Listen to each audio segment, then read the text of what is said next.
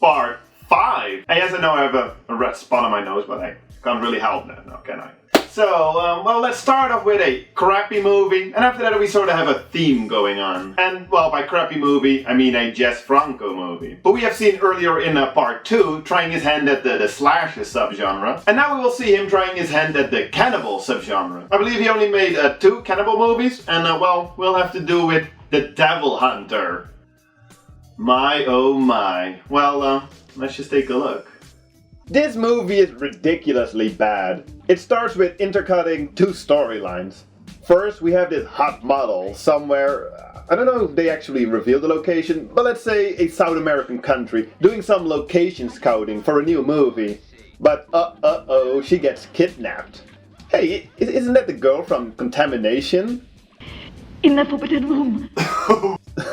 The other storyline we witness isn't as much a storyline as it is shots of, well, let's assume cannibals. The 2 stories come together when these 2 tough guys are sent over with ransom money to get back the model. One of them, Al Cliver, the most American-looking Italian actor, who also appears in 2 Lucio Fulci movies on this list. But yeah, everybody ends up in the jungle and oh. Oh, where to begin? Being a Franco movie, there's more nudity than you can throw a rock at. The model girl, she's not a great actress. All she's here for is to be pretty, and for 75% of the movie, be naked. But it's not just girls, you get balls swinging in your face too. The dubbing is horrible as you'd expect. I can't take it any longer! So much overacting. I hate the jungle! And this humidity. Calm down, it's all and over these now. shadows. All of that, and then when they see the first cannibal victim, they react so calmly. Could it be cannibals? I guess so. Oh, and dubbing-wise, it seems like at one point they just forgot to dub a few sentences. No, son huellas de varios pies descalzos. Really? Otherwise I have no idea why they aren't speaking English like they do in the rest of the movie. Oh man, this movie is bad. The acting, the writing, the sound effects. Oh, and of course, the devil monster. Or I don't know, what is the title actually referring to? Anyway, this guy. He is like the leader of the cannibals, maybe because he has 2 cut-in-half ping-pong balls for his eyes and looks so much like this totem pole. And you better get used to this totem pole, because you're gonna see it a lot. It's really quite silly and boring. And I might not be that great of a critic because that's often my critique, but then again, that's also often the problem with these movies.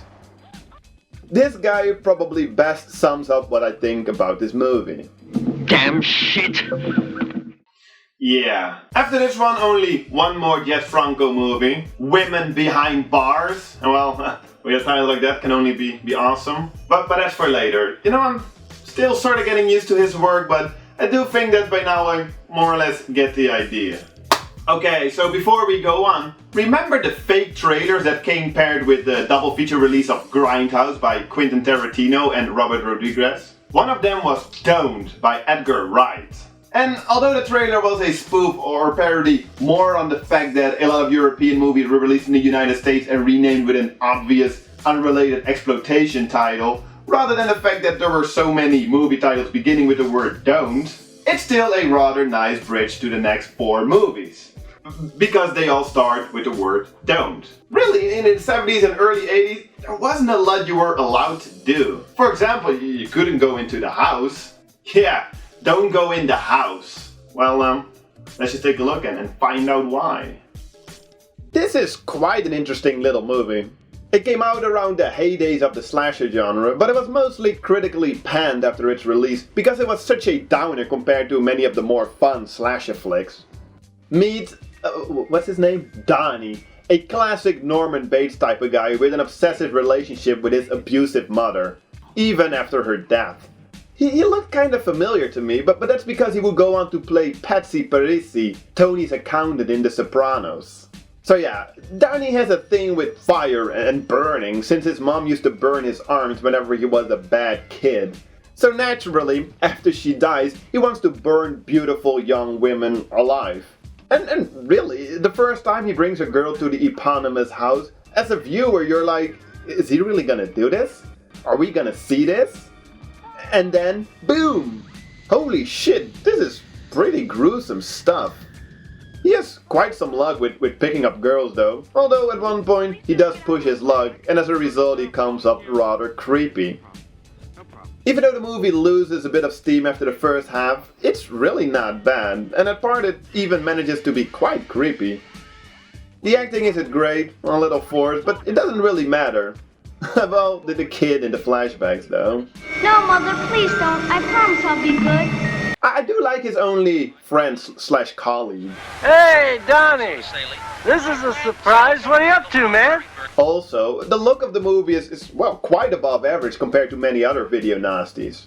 Well, besides the obvious fake driving scenes. But still, I mean, the cinematographer, he went on to shoot some big movies, you know, like the Bourne trilogy.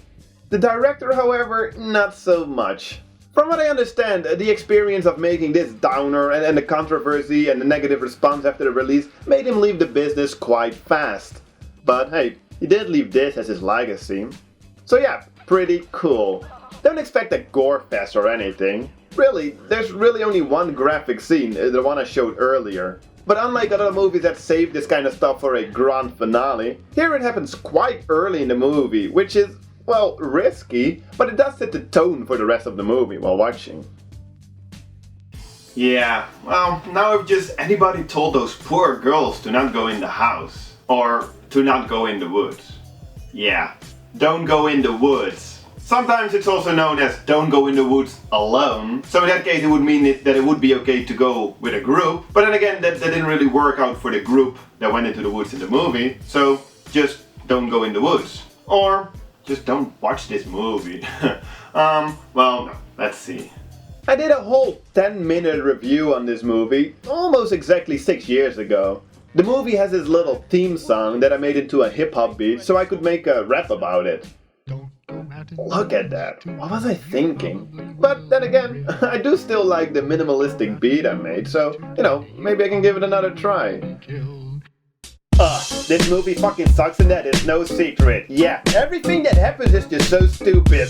Even for a slasher where the standards aren't high, you get the people die just for no reason. So what happens? Well, people going camping. It's such a lazy setup, even for a slasher. Oh, and there we have it, the maniacal madman, who really isn't scary in the way that he is acting. But to be fair, it is good for some laughs. Yep, so bad is good, that is true for this mess. We got bad acting, bad effects, bad narrative, bad music, bad this, bad everything. But you're here to experience this train wreck, so gather peers, grab a beer and just lay back. That's what I did, now you'll get through it easily. I just miss my money that I spent on the DVD. Yeah, that's about it. Check out my old review. It's not great, but it'll give you some more insight into the whole movie, you know, if you like. So yeah, that was just my little hip-hop take on this movie. Let's continue. Well, if we can't go into the woods, we could always go into the park, right? Wrong. Don't go near the park. Well, technically it doesn't say anything about going into the park, but then again, hey, let's just play it safe. And while we're at it, let's take a look at this movie. Oh wow, this movie is a mess. A fun mess, but definitely a mess. For a crappy, low-budget, vampire-ish schlock movie, it sure as hell has a confusing storyline. It starts out with this disclaimer saying that it's based on actual occurrences, which I highly doubt is true. This movie's all over the place, 12,000 years ago, 16 years ago, present day, but let's start with the beginning. Doesn't really matter anyway, but yeah, these two cavemen, brother and sister, are damned with eternal life, and in order to live forever, they need to sacrifice a virgin in exactly 12,000 years. Or they'll stay cursed with eternal life. You know, but then they'll need to eat the insides of humans to remain young. Or something like that. I could barely understand what this poorly made up woman was rambling on about.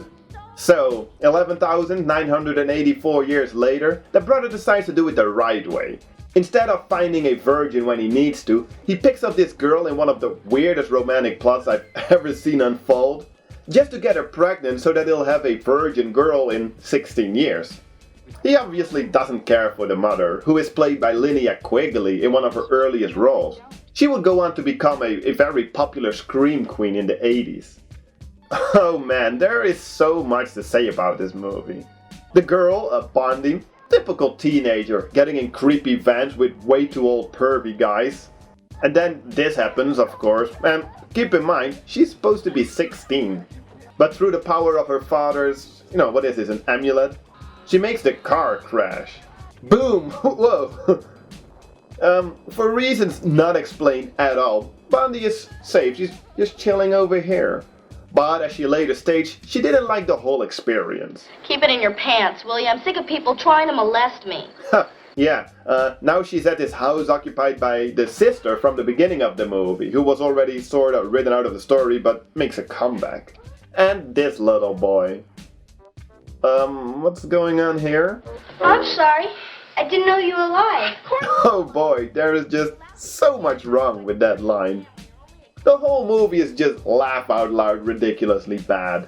The effects are really poor, the overacting, the ridiculous dialogue. How about a sister? Is that a question or an offer? The editing is all over the place. The music never fits, and then near the end, after we witness some of the laziest special effects, it all somehow turns into a kind of zombie movie. But really, these effects. I could go on and on about this one, but really, you'll have to see it for yourself to fully witness how awfully bad it is. But I enjoyed it. I really have respect for the filmmaker. He was like 19 years old when he made this movie. And now 35 years later, people are still enjoying it. For all the wrong reasons perhaps, but still, great job. Okay, last movie for today. I don't think there's a lot of safe places left anymore that we can go. So we could always just, go hide in the basement, right? Wrong. Don't look in the basement. This is the first movie directed by S.F. Brownrigg, who directed 4 horror movies in the mid-70s, all with, great titles. But I still haven't seen any of the other movies. I've only seen this one. So for now, don't look in the basement. Despite the fact that it looks like a crappy VHS transferred low-budget B-movie, it's actually not that bad. Apparently shot in under 2 weeks for about $100,000, it shows that you don't always need a lot of money for a good movie. Some better cinematography and pacing never hurt nobody, but I'll come back to that later. So, the basement, which really doesn't play that much of a prominent role in this movie, we will find in this insane asylum where, after 2 of the staff are murdered by the patients, a new pretty little nurse arrives. This strict new doctor is now in charge, and the nurse experiences all kinds of crazy shit. Then again, it is an insane asylum. Is it okay to call it like that? Should I just say sanitarium? Anyway, the doctor, before he was chopped down with an axe, believed that the best way for the patients to deal with their insanity is to just let them act it out freely. And, well, among the patients, there's a lot of likable characters in this movie, especially Sam, this big childish man. Like I said, it's really not bad. It's more a psychological horror where little by little you find out what weird stuff is going on. Without spoiling anything, the story is pretty good. It's just, well, it's a little slow and dull at points. I'm also not a big fan of the in-your-face cinematography, and by face, I mean the actors' faces. But besides all of that, it's pretty good. Without spoiling too much, I really don't have much more to say about this one. So I'll just keep it at that. If you can appreciate low-budget 70s horror and, you're okay with a rather slow pace, check it out. I mean, you might end up liking it. There's actually one more Don't movie in the series, but here on this list we have it as The Living Dead at Manchester Morgue, which at one point was renamed to Don't Open the Window for the US market, and that's exactly what Edgar Wright was poking fun at in his trailer. In the 60s and 70s, you used to get a lot of European films that would be given a different title in the States. There was a sort of Italian-Spanish zombie film called, in the UK it's called The Living Dead at the Manchester Morgue. In Spain it's called Don't Speak Ill of the Dead, which is fine, like 2, zombie-themed titles. In the States it's called Don't Open the Window, which has no real, sort of bearing on the plot at all. There's no big window-based scene. Yeah, but that's for later. Part 10, to be exact. For now, have a nice day.